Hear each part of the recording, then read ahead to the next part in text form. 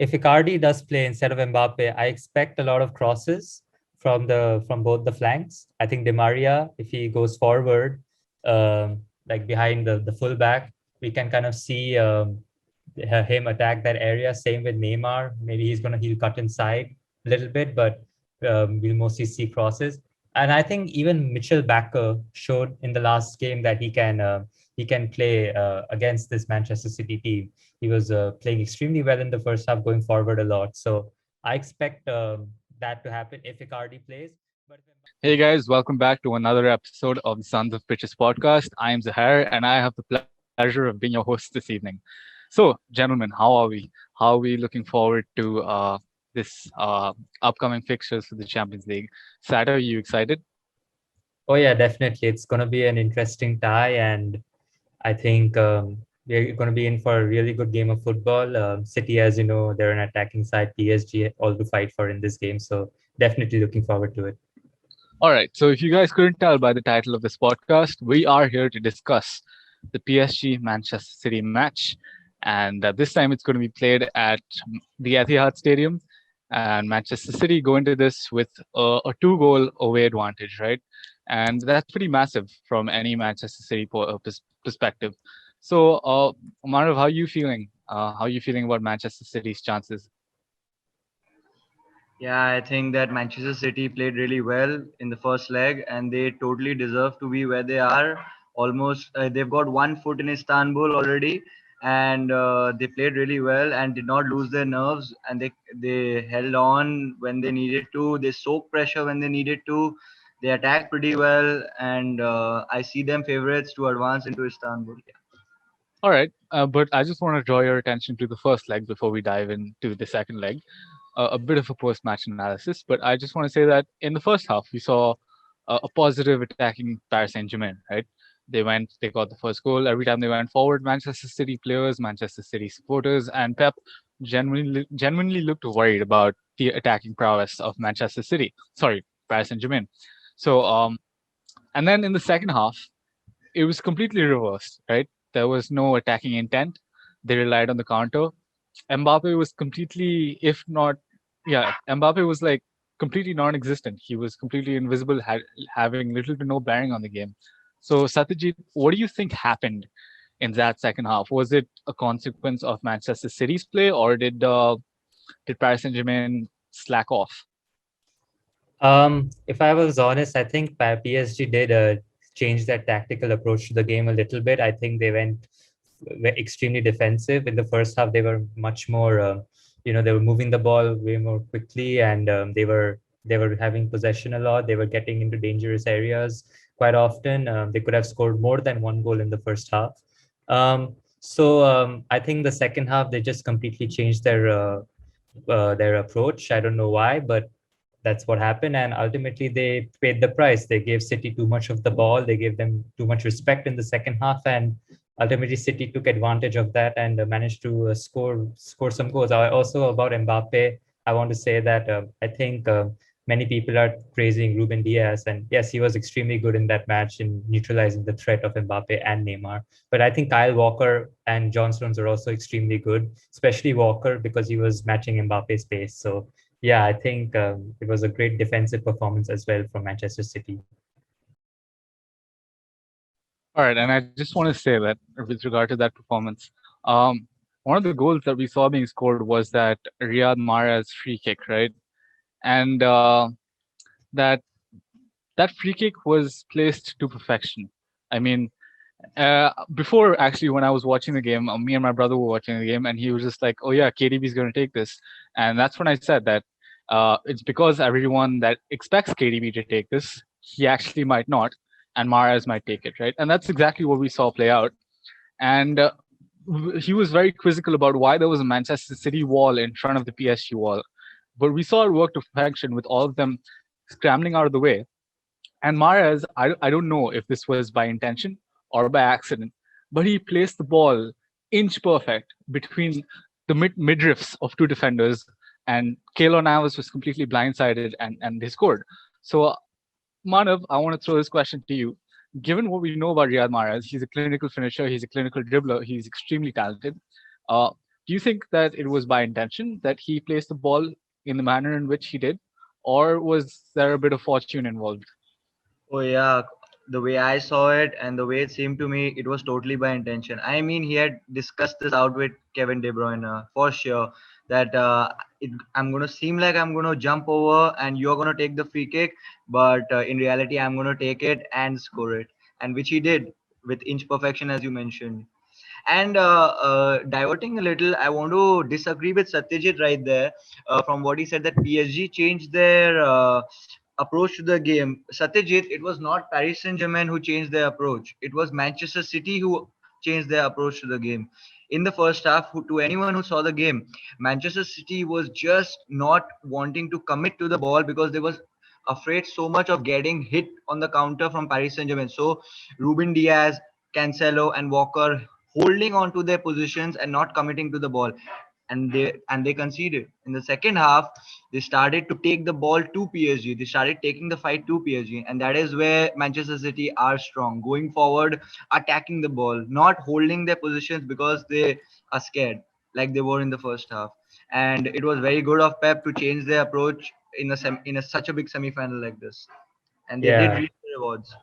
No, I agree that City were also, they were not at their best in their first half. Their passing was not on point, and I'll agree with you that their passing game and possession game certainly improved in the second half. What I meant when I said that PSG were playing in with a slightly changed approach, if you were seeing, they kind of changed their formation to kind of like a 4-4-1-1.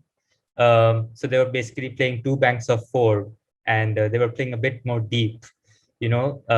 And they're historically they've been a counter-attacking side, and I think that's what their strengths are. Like they use Mbappe's pace and Neymar's pace and passing ability, and they attack teams on the break. But I understand what you're saying when you say that City were clearly they changed their approach. I think you are right in saying that. I think their passing was much better, but I think PSG also kind of became a bit more negative to in their football in the second half. But yeah, I absolutely agree. City's passing game was on point in the second half compared to the first half. So I think we all can agree that when it comes to PSG, it's not like they're not capable of breaking down Manchester City, right? Manchester City have shown in the past or numerous occasions that they're not impregnable, and PSG is no stranger to that concept. I mean, we saw that they're capable of breaking them down.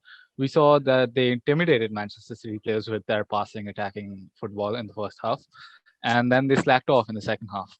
Um, so, from a PSG point of view, I would assume that this only serves as motivation, right? And that's what they're going to go ahead with to the second leg. So, and what this does is that it sets us up perfectly for the second leg. It builds up a high tension second leg semifinal, and I just want to hear what you guys think we might expect from both teams from in the second leg. So, Manav, you want to take this one? Like, how do you see the play styles of each team going? Yeah, so I think Manchester City have got this all planned out. They rested most of their big players this weekend against Crystal Palace, and still they walked away with 3 points. And the likes of Gundogan and Kevin De Bruyne, Phil Foden, Cancelo, Ruben Diaz, John Stones, Mahrez, everyone rested, and Manchester City are going to play just like they did in the second half of the previous tie. If they play that way, Paris Saint-Germain have got no chance of coming back into this tie. Only if Manchester City play the way they did in the first half, holding on to their positions and scared of committing onto the ball because of getting hit on the counter with the likes of Mbappe and Neymar. So that's how PSG can come back to the tie. Otherwise, Manchester City were far superior, and if they play that way, they are going through. They've already got a foot in Istanbul, and I think they're going to put their second foot into on Tuesday night. Sato? Yeah, I think at the moment, obviously, it's advantage to Manchester City with those two away goals. They have clearly they deserve those two away goals based on their performance in the last leg. I mean, the first leg. But it's not completely over yet because PSG certainly are capable of scoring. If Mbappe and Neymar find their shooting boots, they can certainly take it to Manchester City. The question is whether they can defend Manchester City from scoring because their defense is it's not as great as people as their attack. They have Marquinhos, of course, and Kimpembe, who are both talented center backs, but the City's passing and their press are one of the best in Europe this season, and I think that is going to be a problem for them. So I On that think note, how do you see PSG setting up for the match? right. So as you can see over here, I've put a predicted formation based on what I've seen earlier and the weekend fixture against Lens, where they rested some players like Di Maria, Verratti came on late, and I think Backer, for example, did not feature at all. So there certainly they've rested a few players, keeping this fixture in mind. And I think this is going to be the formation. So basically, I see a 4-2-3-1 with Marco Verratti playing as a 10, kind of like he did in the last game. So it's basically the same lineup as the previous fixture, except Danilo Pereira comes in for Idrissa Gana Gueye, who has been suspended because of the red card. And yeah, so I think this is the formation. Another question mark is, of course, Mbappe, whether he's going to play given he has a calf injury. I don't know if he will feature in that scenario. I feel what Pochettino is going to do is replace Mbappe with maybe someone like Mauro Icardi, who poses a different challenge to Manchester City. And yeah, I think this is going to be their lineup pretty much if Mbappe plays. And in case Mbappe does not play, let's say Mauro Icardi plays. So if we change it to Icardi, we'll see that we'll probably see a different approach. Maybe we'll see more crosses into the box because Icardi is a proper target man.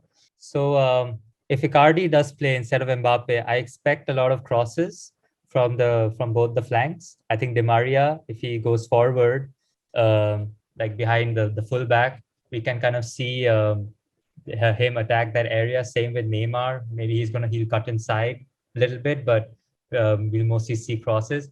And I think even Mitchell Baker showed in the last game that he can play against this Manchester City team. He was playing extremely well in the first half, going forward a lot. So I expect that to happen if Icardi plays. But if Mbappe plays anyway, make those piercing runs between the fullback and the center back, or because he likes coming from the left side, his left side. So yeah, I think that's mostly what we're going to see. So I think the pace of Walker is going to be important in tracking him, and yeah, I think that's the biggest threat for PSG. Uh, if Mbappe plays, and even if Mbappe doesn't play, I think Neymar is going to be a big player in this next game on Tuesday. All right. That's one side, one half of things. Very well said. Now, Manav, if PSG do set up like this, how do you propose Manchester City countering it?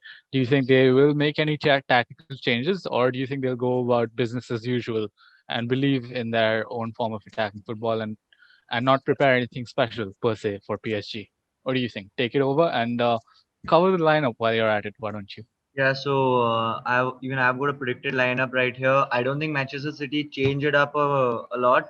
They are not going to play with a number 9 up front. I still think Pep Guardiola is going to take the same approach as he does most of the times, and he's going to push Ilkay Gundogan forward, and no number 9 as such. I think he's going to probably mark out Mbappe if he plays with the likes of Kyle Walker, and PSG have to more importantly take this game to Manchester City. So we might see a lot of times that they're playing quite in a high line, and that's going to play in favor of Manchester City. One ball over the top from Kevin De Bruyne to the likes of Mahrez or Foden is going to hurt them real bad. And so yeah, I think John Stones and Ruben Diaz will have some problems dealing with Kylian Mbappe if he plays. But Mauro Icardi, I don't think he does much damage. He doesn't feature in a lot of big games a lot, and that can be crucial for Manchester City. Yeah, and we might see. Uh, another approach which I am scared of Manchester City taking, if they play the likes of Fernandinho and Rodri and try to play for the nil all and go too defensive and just keep on soaking pressure, they might end up paying for it. So I would advise, if I'm Pep Guardiola, I'm going with the same lineup as I did before. No changes. Yeah. All right, that's very well put. So, given that the onus is on PSG, right, and Manchester City, um, they don't have to do as much. But coming from a person who's observed Manchester City over the years, I can say that they don't believe in defensive football. They don't believe in parking the bus, and I do believe that they will go forward with their usual style of attacking play. But that's just my opinion. So Sato, I want to ask you if you're Pochettino right now and you are looking for ways to minimize the Manchester City threat, what areas would you be most wary of?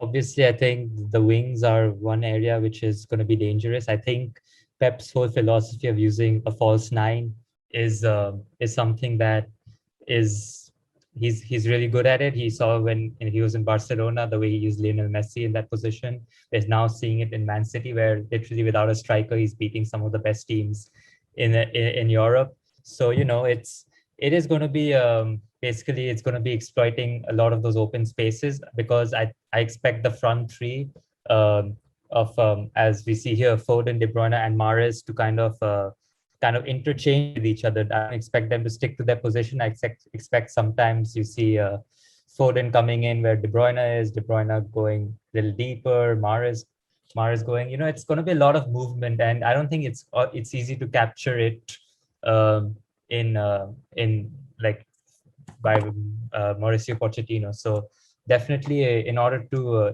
definitely one way to do it is I think you have to be very careful with marking your man. Sometimes you may just lose him, so you need to be very decisive in those instances and try to nullify the threat. So I think Mahrez has really shown this season that he's such a great talent. He wasn't getting that many opportunities in the previous seasons after signing with Man City. So I think he's someone who has really improved under Pep Guardiola this season. He's even managed to bench the likes of Raheem Sterling, and that's because he has really shown his quality this season. Even Phil Foden, for that matter, he's coming up. He's emerging as one of the most hottest prospects in Europe, and it's going to be extremely hard to keep them out. And of course, De Bruyne, we already know like how good he is. He is one of the best, if not the best, midfielder in the world, and we'll be seeing that a lot. So I think that front three is very threatening. Bernardo as well, you can't count him out. He can also influence the game, Gundogan especially. So they have a really rich array of attacking talent, and I think it's going to be very, very hard for PSG's defenders to kind of, keep them at bay. So basically, I think it's going to be difficult. It's difficult for any team, especially for PSG. I think it's especially difficult for them because um, last year they lost to Bayern Munich in the final, and it was really sad to see Neymar heartbroken. He was really emotional at the final, and obviously a part of me was happy that Bayern Munich won because I've been a long-term fan of Bayern Munich's style of play. But a part of me couldn't help feel bad for PSG and how hard they've tried to accomplish this one feat. So yeah, they got stuck at that particular hurdle right at the end. But then this season they overcame that hurdle only to run into another one in the form of Manchester City, and they thought they had the better of Manchester City for the first half of that game, but then Manchester City showed their class in the form of a comeback and sort of snatched that little bit of position away from them and getting two away goals while they're at it. So, if who do you give odds to, Manav? Like, do you think who do you think comes out on top? I think if Manchester City play the way they have in the second half of the previous fixture, they are by far the most superior team who goes through.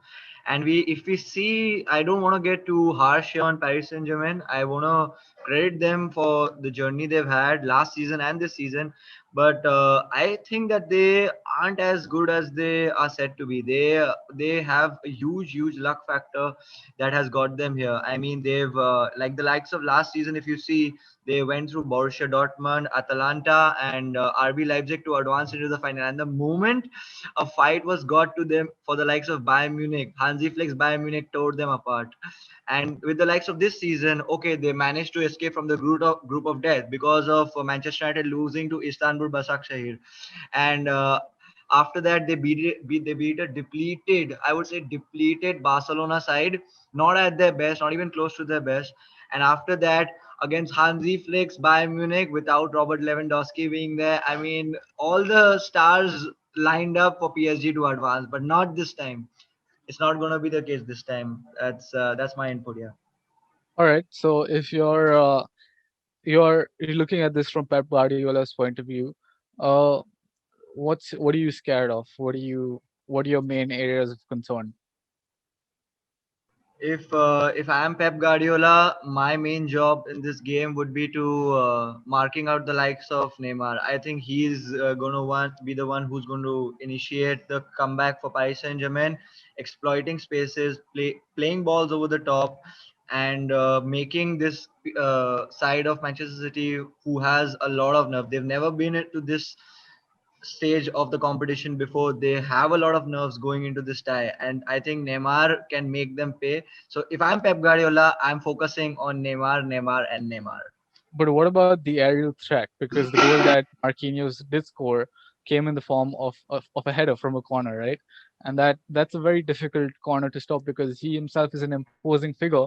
He's very physical, and him and Kimpembe, I think, can pose a real problem for Manchester City. So how do you counter that? So I think that what I don't want Pep to start another defensive midfielder with Fernandinho, and most probably he won't do it. But I'm man marking him with the likes of Kyle Walker. I'm man marking Neymar out of this game with the likes of Kyle Walker, and he to some extent has to mark out the likes of Angel Di Maria as well. It is not, it's going to be, this match is going to be a chess game. It's not going to be, open style football this time from Pep Guardiola side. It's going to be a chess game, and he's going to change his approach to the match. He's Yeah, not yeah. going to But take the match. keeping the attackers aside for a second, what about the defenders? I'm talking about Marquinhos and Kimpembe. How does Pep deal with them? I mean, he there's nothing he could do about it. A lot. He conceded from a corner. It happens. It happens. We all know. We all been there. Do you And think he employs a taller center half in the form of Laporte over John Stones or Ruben Diaz, or do you think he sticks with this pair? no, no, I don't think Pep Guardiola plays Aymeric Laporte in this game instead of John Stones. John Stones starts any day, 5 out of 5 times out of over Aymeric Laporte, and they made a mistake in marking out Marquinhos, and they paid for it, and they're going to learn from it, and all they can focus on is not making that silly mistake again. There's nothing that they can do about Marquinhos and Kimpembe, to be honest. Playing a tall center half might lead to more problems than solving. So I think he goes with the same approach. All right. And I think from PSG's point of view, you'd be looking to play to your strengths, right? And to that effect, you would want to exploit the pace that you guys have. So, Satyajit, what sort of tactics would you see happening here? Would you think that they would play the regular quick-paced attacking football, or do you think they would draw Manchester City onto them and then exploit the high line that City would play? Do you think Mbappe is going to look to exploit that, or do you think he will be attacking right from the off? Well, as we can see, it's very nicely drawn out here in front of us. Kylian Mbappe is one of the fastest players in Europe, and I can completely see him trying to exploit that high line. Of course, I don't think we saw that as much in the second half. We kind of did see it a bit in the first half, but he didn't have a single shot on goal, and I think he's going to hope to change that in the second leg. I agree with Manav to some extent that Neymar, I think, is a bigger threat in this game because, as we mentioned earlier, Mbappe, he missed out this weekend against Lens. He didn't play, and we don't know if he's going to be 100% going into the City game. So if, by that logic, I think Neymar is quite a big threat. And but we cannot even count out Di Maria, because Di Maria is one of the best wingers this season. He's on the verge of breaking the record for most assists for PSG. His ability to pick a pass out. It's very underrated in my opinion. In my opinion, he's one of the most underrated players of the last decade. So I think that front three of Mbappe, Neymar, and Di Maria are going to be threatening for City. And their defenders, well, they did a great job the first time. Especially, I want to give props to Kyle Walker, because his pace kind of helped stop Mbappe every time he was running, and the whole defense as a whole. Even Ederson, I thought was I thought was pretty good. So it's going to be challenging, but we've seen they did it once before. And I didn't actually talk about Marco Verratti. He's one of the most press resilient midfielders out there, and he was playing extremely well in the first half. Second half, again, I think that change in tactical approach kind of hampered his influence on the game. So yeah, we'll have to see how that changes. Let's see. Hopefully, Pochettino kind of plays like he did against Bayern. So it's going to be an interesting thing for PSG. Yeah, Definitely. I noticed what you said about Edison. Like I saw this one ball played out to Mbappe, and most keepers wouldn't have gone for it, but Edison was correctly positioned. He got off the mark and he got to the ball before Mbappe, which is something not a lot of keepers can say, right? And also, Mbappe was playing solidly, and I think it's very crucial that Kyle Walker was included in the lineup, because his pace is the only thing that stopped Mbappe at times, and that played a huge factor in limiting the scoreline to what it was. But another thing I want to talk about is a very underrated player that PSG have in the form of Michel Bakker. So he's just 20 years old, right? And when in the context of like which left back would you have in your team, we don't hear his name coming up a lot with the likes of Luke Shaw and Hernandez that are being talked about. But what do you think about Michel Bakker? Yeah, certainly. I think he didn't get as many opportunities as we've expected. He's a very talented young center back. I mean, left back. Sorry, he's quite tall, and he can play out well. We saw that against Man City, especially in the first half. He was going ahead quite often. Defensively, he has some room to improve, definitely. But he's still extremely young. I think he's only 20 years old, so definitely there's a lot of room for improvement.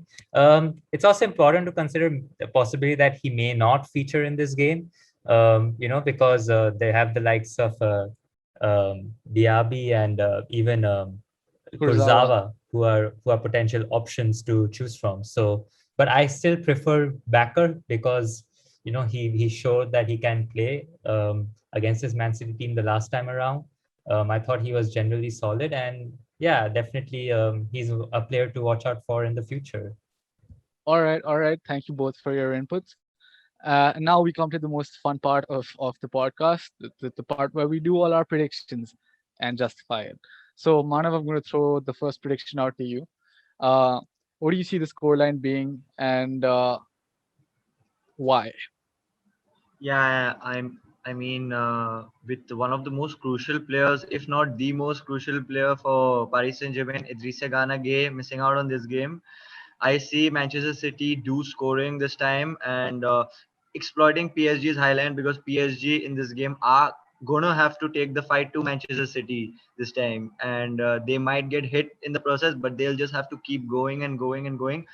I just don't think that they have enough to overturn this tie. So I would give it the same scoreline, 2-1 to Manchester City.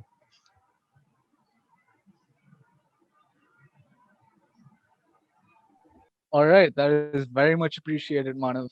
If I could then, Satyajit, could you do the same and tell me what you think the scoreline might be and who goes through? Yeah, definitely. I think, as Mana mentioned, Idrissa Gana Gueye is going to be a big miss for PSG. They don't have Danilo Pereira does not have the pace. He's a lot more slower compared to him, and I think that's going to be a point to target for Man City. So I certainly see them scoring. And yeah, I think I think I'm gonna go with a 1-1 draw. Actually, I won't go with a 2-1 win, but a 1-1 draw, and Man City go through. I think PSG are generally a better team away from home. Their home games, they've not really had the best home record, so it's certainly away from home they are a better team. So I think they will be able to kind of challenge Man City, but I don't think it's going to be enough. I think the defense of Man City's is one of the best in Europe this season, and I think they're going to be able to not concede more than one goal. So I think it's going to be a 1-1 draw, and City go through to the final. All right, all right. So aside from the people who are speaking, we do have people working in the background helping this podcast happen. And one of these just happens to be our very own Tridip Kumar Mitra. So Tridip, I just want to do a surprise prediction from you. Uh, b- to conclude this segment of our show, I just want to ask you for your opinion. You've been silent throughout, but I want you to have a say as well. So tell me, what do you think? Hey Zohar, yeah, I've been diligently working in the background on the very laggy tactical board here, but I'm gonna say it's Diligently in quotation marks. I'm Anyway, go on. yeah. Do you see these arrows by the way? Like yeah, I Yeah, had no idea those what are was some going smooth ass arrows, bro. Yeah, You had I one did job. not. I had one job. But yeah, I'm gonna go with a one all with a hoof. Maybe that's a sign. I'm gonna go with a 1-1 draw, and City go through. All right. Well, you heard it first here, ladies and gentlemen. That's our predictions for the final, and hopefully we'll have more to report to you after the fixture. But for today, that's been it. Thank you so much for listening in. Like and subscribe for more content. And for me, it's peace out. See ya.